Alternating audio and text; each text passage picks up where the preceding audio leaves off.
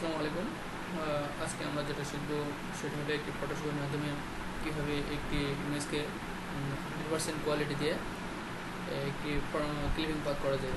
তো চলেন আমরা দেখি আজকে আমাদের প্রথম পার্ট যে একটি ক্লিপিং পাথ কীভাবে করতে হবে। সো এখন আমি ফটোশপ ওপেন দেবো।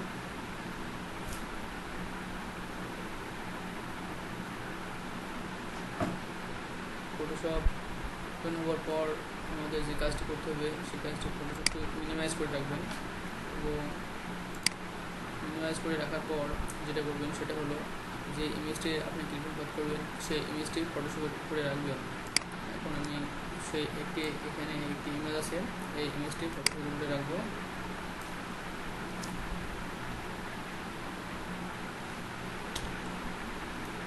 ফটোশপের উপরে রাখার পর এখানে দুটো প্লেট আছে, নেভিগেটর প্লেট বা ইনভিগেটর বা লেয়ার, চ্যানেল, পাথ।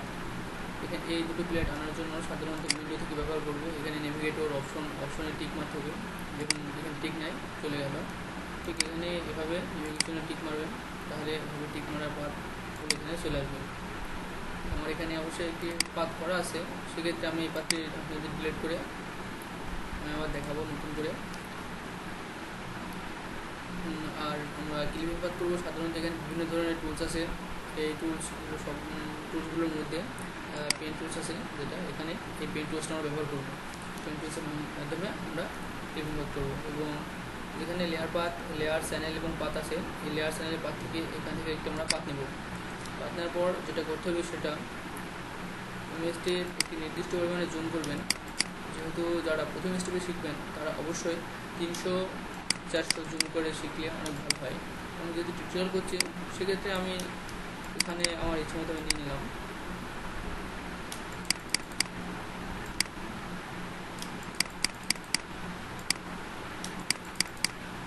এভাবে সম্পূর্ণ ইমেজটিকে সিলেকশন করা হবে। এই যে অবশ্যই আপনি দেখতে পাবেন যে আমি যেটা ধরে ইচ্ছে মতো নড়াচড়া করাচ্ছি সেটা অবশ্যই একটি নির্দিষ্ট সমপরিমাণ থাকা লাগবে।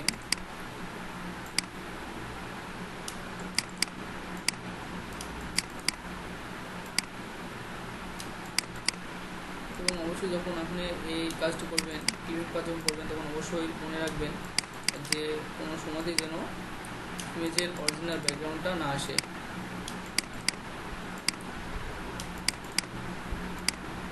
ইমেজের অরিজিনাল ব্যাকগ্রাউন্ডটা আসলে অবশ্যই দেখতে খারাপ লাগবে,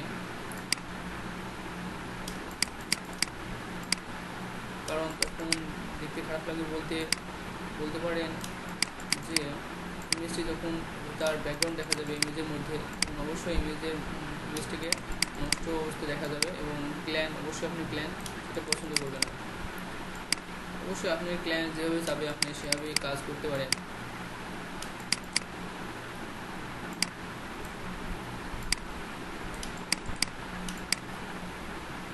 এবং প্রতিটি অ্যাঙ্কর পয়েন্ট দেওয়ার সময় আমরা অ্যাঙ্কর পয়েন্ট বলতে সাধারণত এখানে যে পয়েন্টটি পড়ছে সেই পয়েন্টটিকে বোঝাই।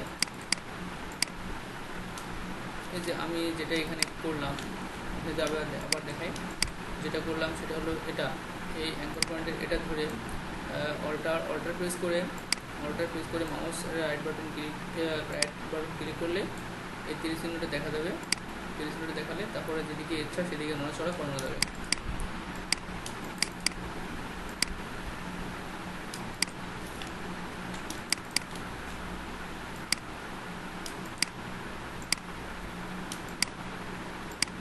অবশ্যই মনে রাখবেন যে কোনো সময় যেন অরিজিনাল ব্যাকগ্রাউন্ড না আসে।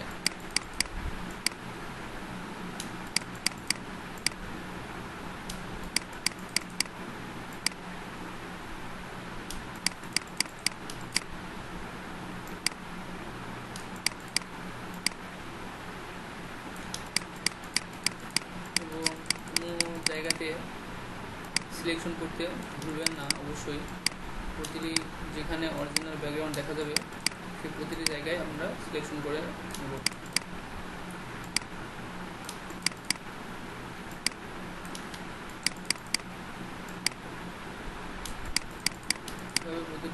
সিলেকশন করার পর যেটা আমরা করব সেটা অবশ্যই আমি দেখাবো। এখন প্রতিটি স্টেপ বাই স্টেপ অ্যাঙ্কর পয়েন্টগুলো অবশ্যই নির্দিষ্ট স্থানে রাখার চেষ্টা করবেন।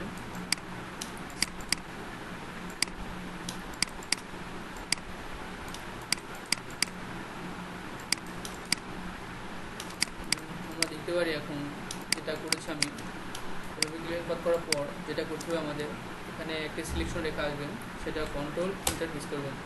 কন্ট্রোল ইন্টারফেস করলে এমন একটা সিলেকশন রেখা দেখা যাবে, এবং সিলেকশন রেখা দেখা যাওয়ার পর যেটা করবো সেটা হলো প্রিভিউস করবেন।